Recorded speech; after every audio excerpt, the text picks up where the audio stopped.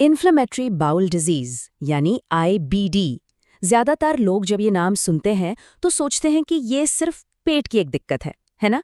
पर आज हम देखेंगे कि ये कहानी सिर्फ पेट तक ही सीमित नहीं है, बल्कि इसके असर इतने दूर तक और इतने हैरान करने वाले हो सकते हैं कि यकीन करना मुश्किल हो जाए। मतलब जरा सोचिए, कैसे कैसे पेट के अंदर की एक बीमारी हमारे जोड़ों में दर्द और भयानक सूजन का कारण बन सकती है, या फिर हमारी स्किन पर, त्वचा पर बहुत गहरे दर्दनाक अल्सर कैसे बना सकती है। और सबसे चौंकाने वाली बात, ये आंखों में ऐसी सूजन कैसे ला सकती है जिससे इंसान अंधा तक हो सकता है। ये सब जुड़ा हुआ कैसे है? चलिए आज इसी पहेली को सुलझाते हैं। तो सबसे पहले ये समझते हैं कि आखिर आईबीडी है क्या और क्यों ये सिर्फ पेट की समस्या से कहीं ज्यादा है। तो देखिए, आईबीडी का मतलब है इन्फ्लेमेटरी बाउल डिजीज। अब इसे ऐसे समझिए कि हमारे शरीर का जो अपना सिक्योरिटी सिस्टम है, यानी हमारा इम्यून सिस्टम, वो कंफ्यूज हो जाता है और वो गलती से अपने ही घर, मतलब हमारी आंतों पर हमला करना शुरू कर देता है। ये एक लंबी क्रॉनिक लड़ाई है जिसके दो सबसे कॉमन रूप हैं, क्रोन्स डिजीज और अल्सरेटिव कोलाइटिस। और वो जो हमने अभी बात की, जोड़ों का दर्द, स्किन पर घाव, आंखों की सूजन, इन सब को मेडिकली कहा जाता है एक्स्ट्रा इंटेस्टाइनल मैनिफेस्टेशंस या शॉर्ट में EIMs। अगर आसान भाषा में कहें तो ये पेट में लगी आग की वो चिंगारियां हैं जो शरीर के दूसरे हिस्सों तक भी पहुंच जाती हैं। और ये कोई रेयर चीज नहीं है, बिल्कुल भी नहीं। आईबीडी के लगभग आधे मरीजों को, मतलब हर 2 में से 1 को, अपनी जिंदगी में कभी न कभी कम से कम एक EMI का सामना करना पड़ता है। सोचिए ये कितना कॉमन है। तो सवाल ये है कि पेट से उठी ये आग, ये चिंगारियां शरीर में और कहां-कहां तक फैलती हैं। चलिए एक नजर डालते हैं। यहाँ साफ साफ देखा जा सकता है, सबसे ज्यादा असर होता है हमारी हड्डियों और जोड़ों पर, करीब 40% मामलों में। इसके बाद नंबर आता है हमारी स्किन का और फिर आंखों का। मतलब दिक्कत पेट में है पर भुगत हड्डियां और आंखें रही हैं। और कहानी में एक और ट्विस्ट है। कुछ EIMs जैसे बड़े जोड़ों का दर्द तब ज्यादा परेशान करते हैं जब पेट की दिक्कत भी बड़ी हुई हो, मतलब दोनों साथ साथ चलते हैं। लेकिन कुछ और लक्षण जैसे कि आंखों की एक तरह की सूजन, ये अपनी मर्जी के मालिक हैं। पेट चाहे ठीक भी महसूस हो रहा हो, ये तब भी आ सकते हैं।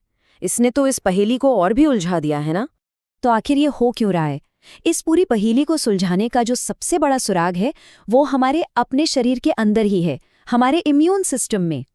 जैसा हमने पहले कहा, हमारा इम्यून सिस्टम हमारे शरीर की सेना है, सिक्योरिटी गार्ड है।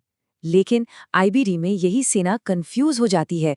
वो दोस्त और दुश्मन में फर्क नहीं कर पाती और अपने ही शरीर के हेल्थी सेल्स पर हमला करने लगती है। और यही कंफ्यूज सेना है जो इन्फ्लेमेशन यानी सूजन का पैगाम पेट से उठाकर पूरे शरीर में फैला देती है। रिसर्च बताती है कि ये दरअसल गलत पहचान का मामला है। मतलब हमारी इम्यून सेना कुछ ऐसे प्रोटीन्स पर हमला करती है जो उसे दुश्मन लगते हैं। साइंटिफिक भाषा में इन्हें एपिटोप्स कहते हैं। दिक्कत ये है कि ये एपिटोप्स हमारे पेट के सेल्स पर भी होते हैं और हमारे जोड़ों और स्किन के सेल्स पर भी। तो सेना को लगता है कि हर जगह दुश्मन है। लेकिन सबसे बड़ा सवाल तो अभी वही है, हमारी सेना इतनी कंफ्यूज हुई ही क्यों? और इस सवाल का जवाब हमें एक ऐसी जगह मिलता है जिसके बारे में हम ज्यादा सोचते भी नहीं। हमारे अपने अंदर, हमारे पेट में रहने वाले खरबों छोटे छोटे जीव। जी हाँ, हमारी आंतों में खरबों बैक्टीरिया और दूसरे सूक्ष्म जीवों का एक पूरा इकोसिस्टम रहता है। इसे कहते हैं गट माइक्रोबायोटा। और इन्हें सिर्फ कीटाणु समझने की गलती मत कीजिएगा। असल में ये हमारे शरीर का एक छिपा हुआ अंग है, एक ऐसा ऑर्गन जो हमारे जिंदा रहने और स्वस्थ रहने के लिए बहुत बहुत जरूरी है। ये माइक्रोबायोटा हमारे लिए क्या कुछ नहीं करता, खाना पचाने से लेकर जरूरी विटामिन्स बनाने तक, हमें बुरे कीटाणुओं से बचाने तक। लेकिन इसका सबसे जरूरी काम है हमारे इम्यून सिस्टम को ट्रेन करना। जी हाँ, यही हमारे शरीर की सेना को सिखाता है कि दोस्त कौन है और दुश्मन कौन। और यही हमारी कहानी का सबसे बड़ा क्लू छिपा है। तो चलिए अब सारे डॉट्स को कनेक्ट करते हैं और इस पहेली को सुलझाते हैं कि आखिर पेट की एक गड़बड़ी पूरे शरीर में बीमारी की लहरें कैसे पैदा कर देती है। देखिए, जब तक हमारे पेट का ये अंदरूनी इकोसिस्टम संतुलित है, बैलेंस्ड है, तब तक सब ठीक रहता है, शांति रहती है। लेकिन जब इस इकोसिस्टम का बैलेंस बिगड़ जाता है, मतलब अच्छे बैक्टीरिया कम हो जाते हैं और बुरे बढ़ जाते हैं, इस हालत को कहते हैं डिसबायोसिस। और यहीं से सारा केओस, सारी गड़बड़ शुरू होती है। यही बिगड़ा हुआ बैलेंस हमारे इम्यून सिस्टम को पूरी तरह से कंफ्यूज कर देता है और वो फिर हर जगह हमला करने लगता है। तो असल में होता क्या है? जब पेट में डिस्बियोसिस होता है तो कुछ खास तरह के बैक्टीरिया बहुत ज़्यादा बढ़ जाते हैं। ये बैक्टीरिया हमारे इम्यून सिस्टम के कुछ स्पेशल सोल्जर्स, जिन्हें TH17 सेल्स कहते हैं, उनको एक्टिवेट कर देते हैं। अब ये एक्टिवेट हुए सोल्जर सिर्फ पेट में नहीं रहते, वो वहाँ से निकलकर हमारे खून में शामिल हो जाते हैं और पूरे शरीर में घूमने लगते हैं। और ये जहाँ जहाँ पहुँचते हैं, चाहे वो जोड़ हो, स्किन हो या आँखें, वहाँ जाकर ये इन्फ्लेमेशन यानी सूजन पैदा कर देते हैं। और बस यही है इस लहर के असर का पूरा मैकेनिज्म।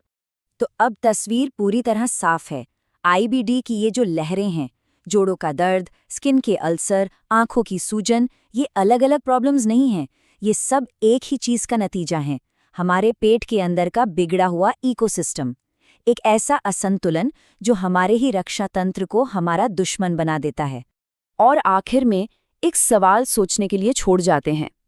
अगर हमारी सेहत हमारे अंदर रहने वाले इन खरबों जीवों के संतुलन पर इतनी ज्यादा निर्भर करती है, तो जब हम बीमार पड़ते हैं तो असली मरीज कौन है, हम या हमारा वो अंदरूनी इकोसिस्टम? इस पर जरूर सोचिएगा।